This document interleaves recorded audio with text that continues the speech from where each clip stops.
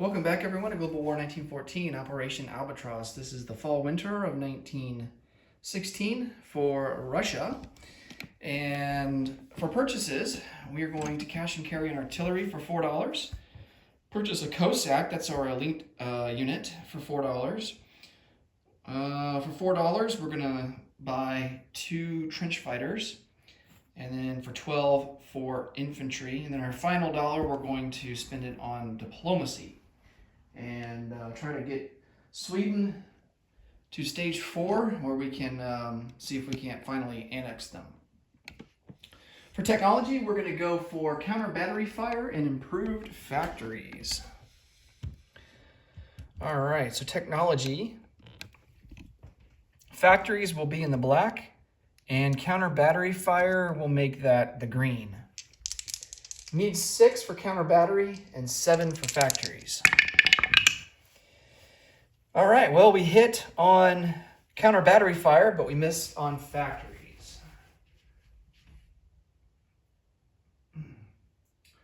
All right, so we moved to stage 3 for counter battery. And let's come over here for combat moves. Really, all we're going to do, it's the fall winter, so combat is limited to 1 round. And I don't feel like throwing away units against the Austro-Hungarians or the Germans. But we can do some attrition attacks. We have 4 artillery in East Prussia. We also have 4 artillery in Congress of Poland. So let's concentrate all that battery fire into Eastern Germany. Now, Germany has 2 artillery there, so they will get to fire back because they have counter battery fire. But we have 8 total artillery. Looking for 1s. And we don't get anything. Okay. And then the Germans will fire back. Also looking for 1s. And almost, but not quite. All right. So no luck there. Oh yeah, let's do our diplomacy roll. Sweden, we need a 3 or less. And of course, we missed with a 6. Keep the trend going. All right, non-combat moves. Oh yeah, let's do convoy raiding. Can't forget about that coastal submarine there in the Baltic. So we get +1 to our roll, and Germany doesn't get any bonuses at all. And we do 1 point of damage. All right. So let me mark that on the board.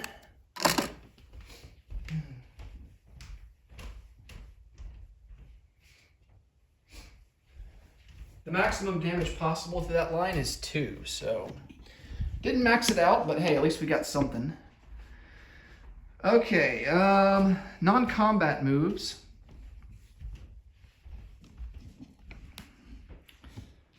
We're going to take this cavalry and artillery, and they're going to rail to let's see.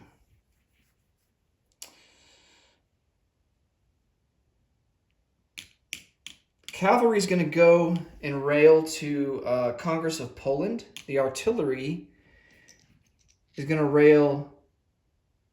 No, wait. Cavalry is going to rail to Congress of Poland. The artillery is going to rail to East Prussia.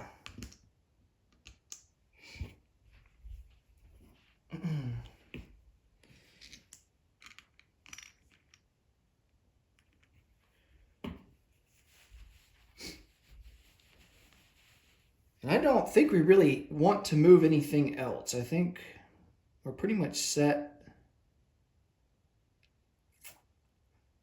in a pretty good position.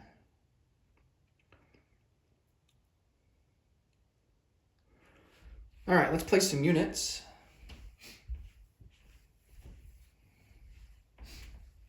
Of course, our artillery, cash and carry, goes to Washington, D.C.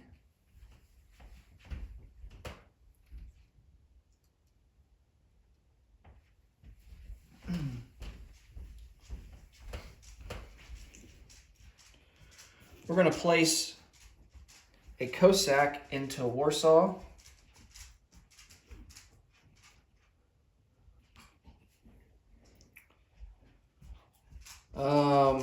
We can't place anything in East Prussia because it's not in home country and we don't have a factory there. But I think in East Prussia, we're going to play, or not East Prussia, Congress of Poland, we're going to place down a trench fighter.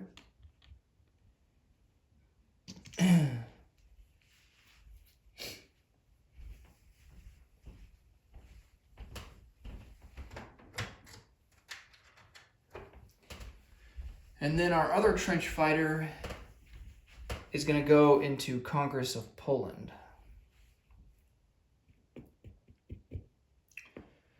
We still have 4 infantry to place down.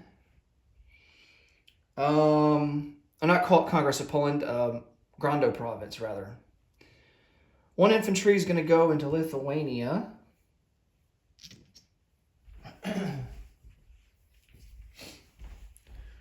One infantry is going to go into Western Ukraine. 1 into Southern Ukraine. And the final one we're going to place into Transcaucasia, bringing the total there to 4.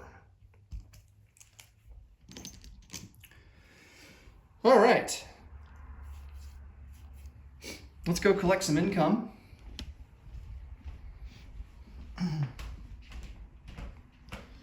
Our base income is sitting at 18.